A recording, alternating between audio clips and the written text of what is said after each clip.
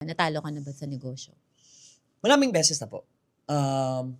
But ako kasi parang sabi ko nga if kung lahat ng meron ako ngayon kukunin, kaya ko ulit simulan.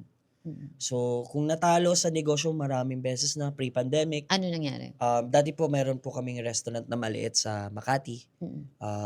Nasa condominium siya. Kaka-start lang nun parang about 3 to 4 months tas pandemic. Mm. So, Nagsara? malaki po nilabas namin dun. Lugi agad. Pagdating sa sapatos, ilang beses na kami natalo.